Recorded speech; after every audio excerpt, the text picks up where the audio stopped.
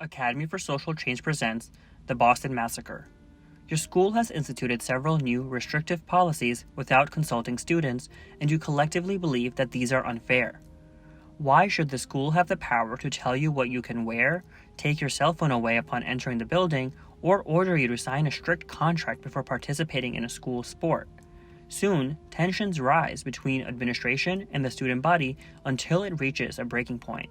Administrators and students have a loud argument at the school board meeting that quickly becomes unkind and troublesome.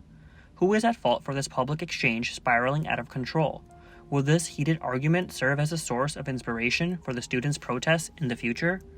A similar situation occurred when British soldiers occupied Boston and tried to enforce Britain's tax laws on American colonists. Tension and resentment led some colonists to rebel and find themselves involved in the Boston Massacre.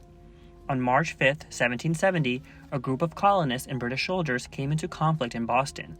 A crowd of colonists provoked the soldiers and threw snow, ice, and rocks at them.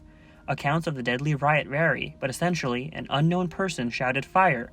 One soldier discharged his musket, and others followed in suit, killing 5 colonists.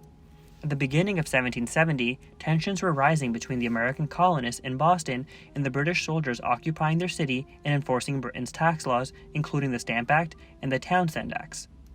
Colonists rebelled against the taxes, participating in protests. Street fights between colonists and soldiers were very common, and the patriots even went as far as to vandalize stores selling British goods and intimidate merchants supplying the store and customers. On February 22nd, a group of patriots protested in front of and threw stones at the store of a loyalist, Theophilus Lilly. Ebenezer Richardson, a customs officer, arrived and attempted to break up the riot. Richardson was despised by the patriots because he had previously provided the Attorney General with information on their activities. When he tried to rip down one of the signs, the colonists began throwing rocks at him and following him home. Richardson hid inside of his house as the boys continued to throw rocks, causing him to fire his gun into the crowd. Christopher Cedar, an 11-year-old, was shot twice and died that evening. In the wake of Cedar's funeral, fights broke out between British soldiers and local workers. Only 11 days later, Private Hugh White was standing outside the custom house on King Street guarding the king's money when he was confronted by angry colonists throwing insults. At some point, White hit a colonist with his bayonet, leading the colonists to start throwing snowballs, ice, and rocks at him. More colonists arrived after hearing the noise, and White called for reinforcements. Violence escalated, and after someone yelled fire, a soldier fired his gun and others followed suit. 5 colonists were killed: Crispus Atticus, Samuel Gray, James Caldwell, Samuel Maverick, and Patrick Carr.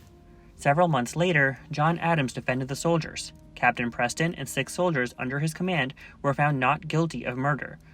2 soldiers, Hugh Montgomery and Matthew Kilroy, were found guilty of manslaughter. The Boston Massacre further turned the colonists against the British and inspired them to fight for their independence. While today scholars recognize there was fault on both sides, at the time the encounter demonstrated to the American colonists that the British soldiers would resort to violence to maintain order in the colonies. The massacre was used by the patriots as propaganda to motivate people to join their cause against the British rule. Now it's your time to think further. Who do you think is to blame for the Boston Massacre? The British soldiers, American colonists, or both?